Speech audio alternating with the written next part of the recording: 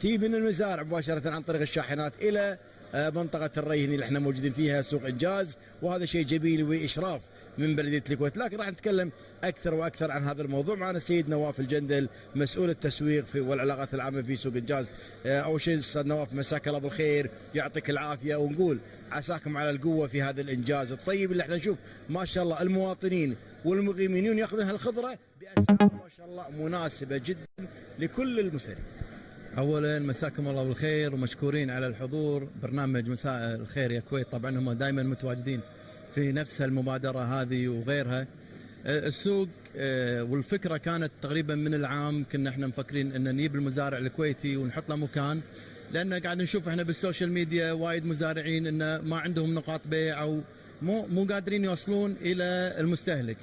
فجاتنا الفكره هذه من الموسم اللي طاف ان نسوي لهم مكان، وطبعا مع تعاون الاخت ابرار المسعود والاخوان في البلديه، واخونا طبعا مدير البلديه احمد المنفوحي ما قصروا وهيئوا لنا المكان هذا عشان نشتغل فيه ونجيب المزارع ويشوفون المنتجات. انا استغربت فعلا من قوه الانتاجيه المخزون الغذائي اللي موجود في مزارع الكويت من العبدلي والوفره، شيء ما شاء الله جبار.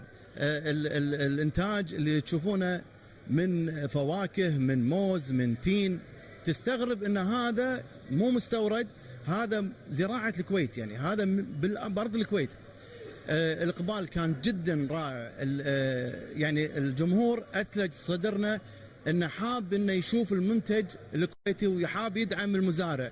حضور كثيف كان، والبيع خلال ساعتين تنفذ الكميه، ومساكين المزارعين تعبوا انه يروحون العبد يقطفون ويرجعون مره ثانيه الى السوق علشان ينزلون حق الجمهور. حتى لو نعرف المشاهد الكريم موقع هذا المكان، ساعات العمل عندكم انتم يومين بالاسبوع، حتى نعرف المشاهد الكريم متى تكونوا موجودين، متى شحناتكم توصل، ومتى ما شاء الله هل العروض اللي موجوده اللي احنا نشوفها باسعار ما شاء الله مناسبه للجميع.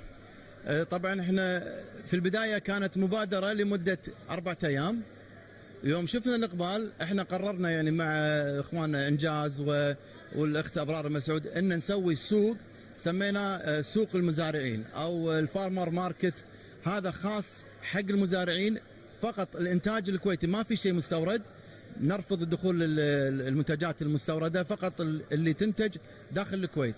راح يكون يوم الاثنين والثلاثاء من الساعه 10 صباحا الى الساعه 8 مساء، او ان تنفذ الكميه. متى نفذت الكميه يسكر السوق. لكن ما شاء الله الانتاج وفير، وقاعدين ما شاء الله الحين لحد الان احنا وصلنا يمكن الساعه كم الحين؟ الساعه 6 ونص 7 لحد الان في انتاج، وفي ما شاء الله مزارع خلصت اللي عندها، توكلوا على الله. لكن في ناس لا زالوا موجودين. الله يعطيك بالعافيه. هذا المزارع الكويتي وانتم ما شاء الله قاعدين، هذه المواد الغذائيه الكويتيه من المزرعه توصل في الشاحنات، توصل هنا. نقول لك يعطيك العافيه سيد نواف الجندل مسؤول التسويق والعلاقات العامه في سوق انجاز. لكن ناخذ ضيفنا السيد والمزارع فيصل الزعبي. يعطيكم العافيه مزارعي الكويتيين وعساكم على القوه كونك المنسق في سوق انجاز، حتى نوضح اكثر واكثر للمشاهد الكريم عن بضاعتكم والخضره اللي موجوده واسعارها واماكنها وسهوله دخول الناس اللي موجودين. عماله موجوده بخدمه اللي حاب يتمشى في سوق انجاز وسوق الخضر اللي موجود، وهذا المكان الجميل اللي احنا نشوفه. نعم. اول شيء شاكر لكم حضوركم في سوق انجاز. وبالنسبه للبادره اللي من الاخت ابرار المسعود مع الاخ نواف الجندل، بارك الله فيهم ودعموا المزارعين العبدلي والوفره فيها المكان هذا لحضور وتوفير المنتجات الكويتيه الطازجه، ليكون المكان هذا منفذ تسويق للمنتوجات الكويتيه وقريبا للجمهور. وشرط ان تكون المنتوجات هذه كلها طازجه، تقطف صباحا والساعه 10 تفتح البوابه لاستقبال الجمهور.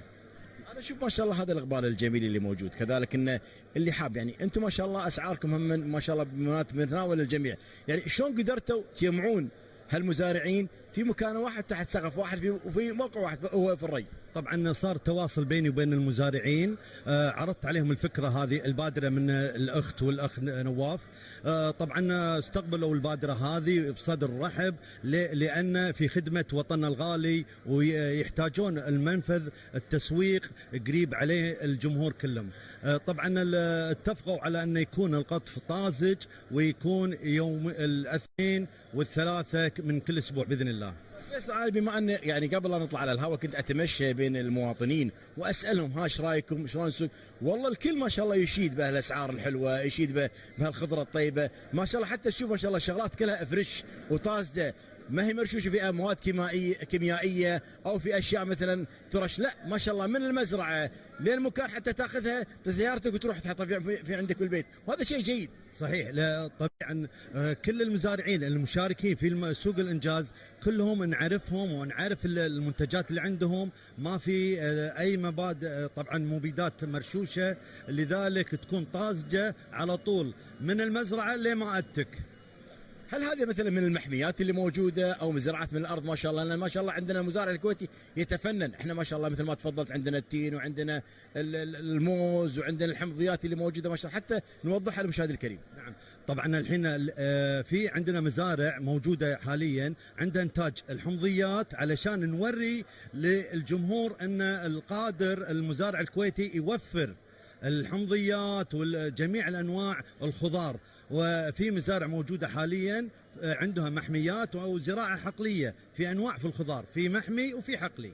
لو نتكلم عن الاسعار انا قاعد اشوف قبل شوي تقارنون بينكم وبين الجمعيات، كذلك اسعاركم تختلف ما شاء الله. طبعا جميع المزارعين عندهم قائمه بالاسعار سواء في المزاد ولا الجمعيات، لذلك طبعا ينزل عن سعر الجمعيات والمزاد ويكون متناول الجميع في سوق الانجاز ان شاء الله. فيصل، المزارع الكويتي الزعبي، قبل لا نختم هذا اللقاء شنو ودك تقدم رساله للمشاهدين الكرام يجونكم ويشوفون بضاعتكم ويجون يشترون وبضاعه ما شاء الله واسعار من احسن من احلى ما يمكن وسهله وعماله موجوده توصلك لسيارتك؟ هذه دعوه من اخوكم فيصل الزعبي للجميع، حضور سوق انجاز كل اثنين وثلاثه للدعم للمنتج الكويتي والاخوانكم مزارعين الكويتيين. العافيه المزارع الكويتي فيصل الزعبي، يعطيك العافيه، عساك على القوه والمنسق المزارعين في سوق الانجاز. كذلك نشكر السيد نواف الجندل، كذلك بلديه الكويت تكون موجوده ما شاء الله مشرفه على هذا السوق، ونقول حق المواطنين والمقيمين حياكم الله في سوق انجاز في منطقه الري، تشونها ما شاء الله هالخضره الطيبه الطازجه من الشاحنات ومن المزارع، تطلع ما شاء الله بيوم الاثنين ويوم الثلاثاء من الساعه 10 الى الساعه 8 بالليل. راح نرجع الى عبد العزيز والاداره لتكمله فقرات برنامج مساء الخير. لكم الهوى، تفضلوا.